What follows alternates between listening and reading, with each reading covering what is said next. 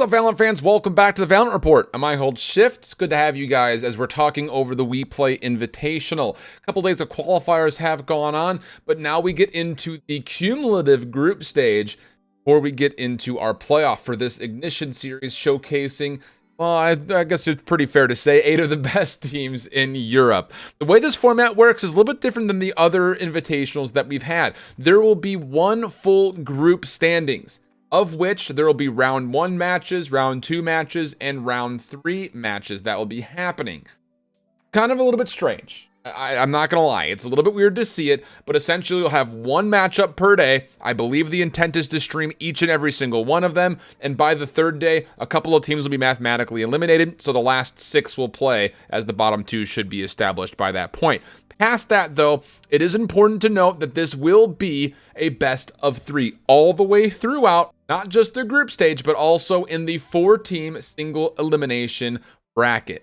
A little bit different, a little bit weird, but as far as what our matchups for July 15th will look like, NinjasInPants will play up against Forza, Parody Parrots will play up against Need More DM, G2 Esports will play up against, which is currently a to-be-determined qualifier, has not happened yet based on what I can find so far, and then Fish123 will play up against Prodigy.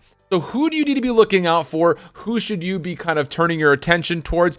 I think there's pretty clear-cut a 4 favorite squads that are currently in the mix. Fish123 has been a squad that has won almost everything they've played in, and now they have the full-time addition of Scream to their roster. So for Eccles, Soulcast, Cryptix, Link, and Scream, that'll be the roster that takes Fish123 into battle. And again, they play up against Prodigy first, a team that honestly did not play all that poorly in the most recent EU tournaments that we saw, specifically with the Vitality Invitational, but are they at the same caliber as Fish123? I think a lot of people are thinking no, but I would say out of all the opening matchups, that's one to definitely keep your eye on. It'll be the final matchup of the day. Beyond that, you're also looking at G2 Esports. They're pretty dominant. They just come off their win from the Vitality Ignition Series. Mixwell, Patty Take, Pith, Artis, and David P will be comprised of that G2 Esports squad this time around. Again, they'll be playing up against the second qualifier, which has not been played yet, or has not been, at least been reported yet.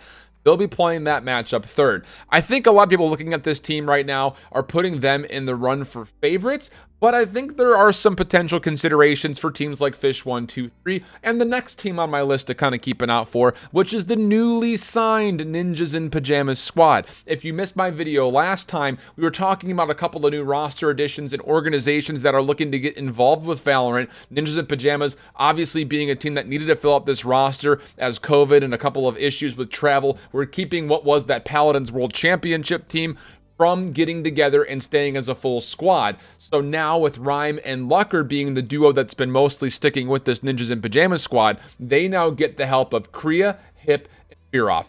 And this is exactly what I think we were coming to expect from Fion's post yesterday, saying that there were a number of notable organizations in Europe that are looking to get involved in European Valorant. It just comes down to, can they find a player to brand off of? Obviously, for NinjasInPants, they don't necessarily need someone to brand off of, but Hip coming into the mix has been one of the strongest players in Valorant Europe, and now he's going to be an addition to this team that you can also build that brand off of. So look out for this squad. Their opening matchup will be against a team called Forza, who have played a couple of Valorant Academy Open series and the Team Liquid stuff, but beyond that, we have not seen much of this roster yet. So it'll be interesting, I think, to see what exactly occurs in this opening day. Again, we'll do our best to give you guys the recap day in and day out in some sort of a timely manner as we go through each of these individual rounds. I'll try to find a way with the graphics to make them a little bit more representative of what the schedule looks like. It's just a lot of uptake for me to keep these graphics looking as good as they do. So just kind of keep in mind that this is going to be a standings list for you.